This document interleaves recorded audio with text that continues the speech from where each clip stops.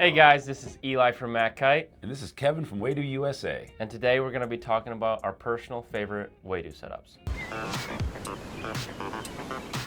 My personal go-to is going to be kind of just a fine-tuned Pro Lite package actually.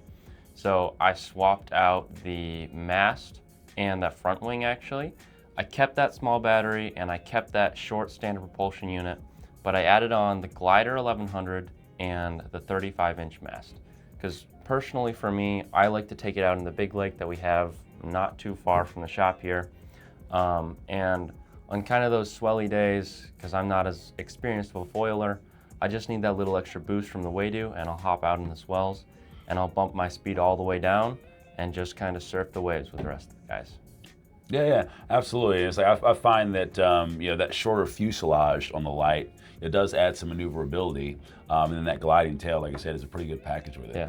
Yeah. So I've actually tried that setup as well. It's like different setups for different conditions, obviously, and I've been with Waydoo since the beginning. So I came through the Pro Plus, and now the Evo platform. And the cool thing about it is so modular now. You can get a different mast without having to get a whole new propulsion unit. You can get the different fuselage. So it really enables you to start really tweaking and fine tuning those setups. Yeah, it really does. It's super beneficial because especially with the increase in the amount of wings they have, it just gives you more choices. Yeah, absolutely. Yeah, for me it's a little bit different. I do use the Pro Plus as opposed to the Lite.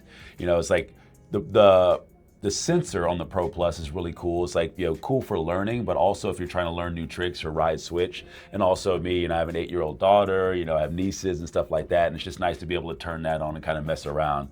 A lot of times we do the whole remote control where I'll stand in like the chest deep water and I'll kind of roll around with it. And it's really cool. So like the added benefits of that flight assist are really cool for me with the Pro Plus. But I use the carbon mast, the 30-inch mast.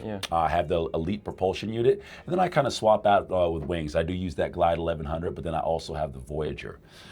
So I use the Voyager C1500. It's cool because you do have multiple constructions in all of those wings, which is another thing that really helps. So if you don't really want to break the bank and you don't need that added rigidity of the carbon wing, you can go to the glass wing, and it still gives you decent performance. But as you start getting more advanced, I find that you can kind of start feeling that difference in the rigidity from the carbon. You definitely can. Yeah. Same way, you can kind of feel the difference. Like a lot of people will ask about mast height, which one they should get. You mentioned you ride the 31-inch. I ride the 35. That extra 4 inches, I use all of it and I really feel it. And it's just nice to have that choice. Yeah, absolutely. Yeah, for me, is the 30 inches, kind of right in the middle. It gives me that extra length over the 27-inch mast. So again, that same extra 4 inches from that 31-inch. And again, the rigidity of the carbon, it is significantly less weight. It's one of the biggest weight reductions I think you can get in an accessory for the Waydoo. Obviously you can get the smaller battery or the smaller fuselage, different boards, but like you really feel the difference in that carbon fiber mast. So with us, we do have some areas where the water is a little shallower, so I don't really go with the full length. Obviously you're riding in the lake, I'm riding over some reefs and stuff at times. So I do have the benefit of being right there in the middle with the length, but then also having that lightweight for the carbon. And the same thing with the Elite propulsion unit. You're gonna get the power of that performance motor, but you have that reduced weight, and then having that CNC construction allows you to have really that thinner cone-shaped nose, and you really feel it with the lack of resistance. So if you are trying to glide a little bit, ride a little bit of swell, you can feel the added efficiency of that Elite propulsion unit. Yeah. You definitely can. And then you mentioned the batteries.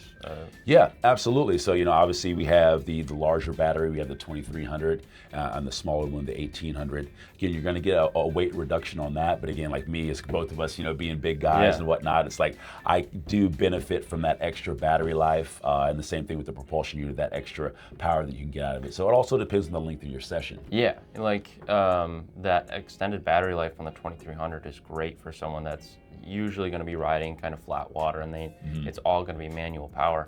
For someone like me, the reason I have the 1800 in there is because I bump my speed all the way down to almost gear one Yeah. a lot of times. And so I'm not using a ton of power, and I can get away with the weight reduction in the Pro Lite and that 1800 battery without having to rock that 31-inch mast. Yeah, and also just access to swell, right? Both of us Yeah. kind of play around the swell. You being over here, your waves are a bit closer than ours at our home spot. So Yeah. I'm riding around all in the bay, cruising around, and if we really go out to the reef, I'm traveling quite a bit, so Right. taxiing it. So I'm definitely going to burn a bit more battery, going to and from the destination. So again, having that extra power is nice. Yeah. And then, have you noticed a difference riding the Pro Plus versus the Pro Lite in just the weight? Because I really have. Because when they remove the hardware for that flight assist sensor, I find that the board being that much lighter Right. is super beneficial.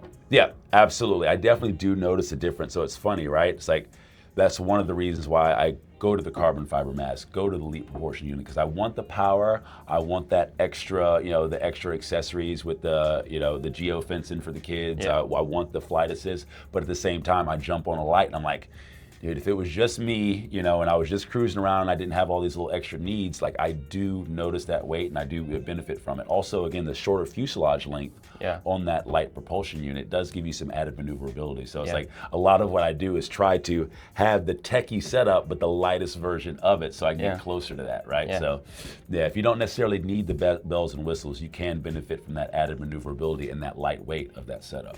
Yeah. Yeah. And something that neither of us ride a lot of, but something that is super beneficial for people our weight and up, if you're a beginner, is the Max board. Yeah, absolutely. That it just keeps you on the surface of the water really nice. Like I'm 215, and I just sink the 90. Yeah.